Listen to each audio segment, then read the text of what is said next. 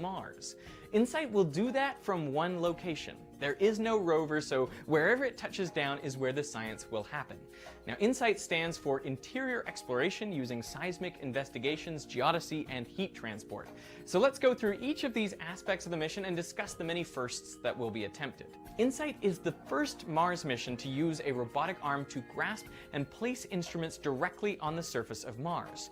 Sure, some rovers in the past have rolled off their base and onto Martian soil, but this is the first time we're essentially playing the claw game on the surface of another planet, without real-time feedback, of course, because of the long time delays. Now, one of the instruments that will be placed on the surface will be the first seismometer actually on Martian soil.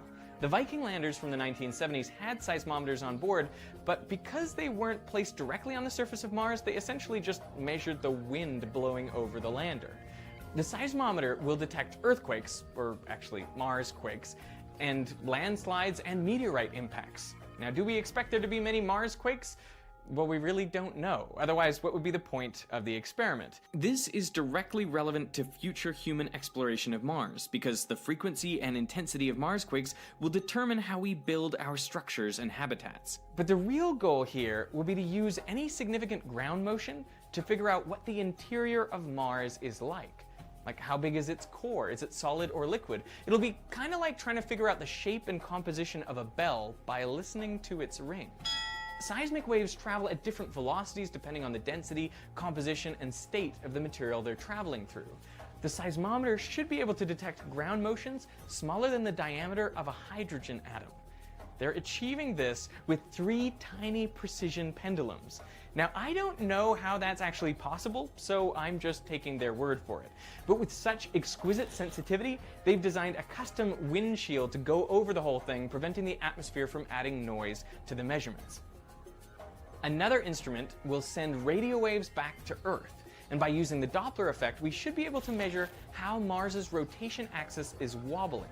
This will provide more insight into the actual structure of the planet. Think about how a raw egg spins compared to a hard-boiled one. The more wobble we observe, the more liquid there is inside. And by combining these observations with the seismographic data, we should be able to figure out the size of Mars' core, what it's made of, and whether it's liquid or solid, the thickness and the structure of the crust, and the structure of the mantle and what it's made of. Another first? Figuring out how much heat is escaping Mars' interior.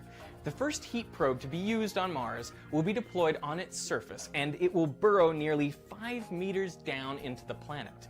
This is the deepest we have ever dug on any planet besides Earth. In fact, it'll take around 3 months to dig that far. The probe is attached to a tether which has 14 temperature sensors along its length to measure the thermal gradient beneath the surface. And it can only dig into soil. If it hits rock, we're in trouble. This instrument also has heaters on it, so it can warm the ground around it and see how long it takes for that heat to reach the other temperature sensors. Finally, InSight will be the first to use a magnetometer on the surface of Mars. Mars long ago lost its global magnetic field, but there are still magnetic effects to be measured. As the solar wind strikes Mars' upper atmosphere, it creates moving ions that produce magnetic fields. And the likely metallic core of Mars is proposed to interact with these magnetic fields, which will be measured on Mars' surface. So the magnetometer provides further insight into the nature of Mars' core. So what is the whole point of this mission?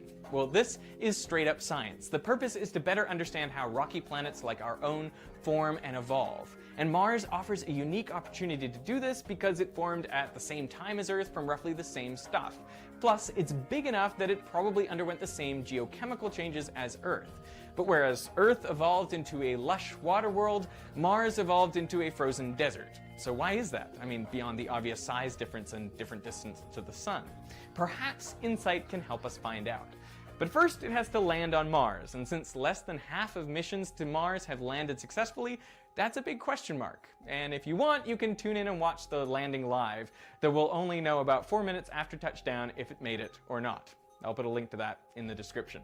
For me, I feel like this is a great mission to understand some fundamental science about planets and their formation. And unlike other missions that go to Mars and have to claim some sort of profound life implications, this is about fundamental science and how planets work, which I think is really cool, and I'm looking forward to the results.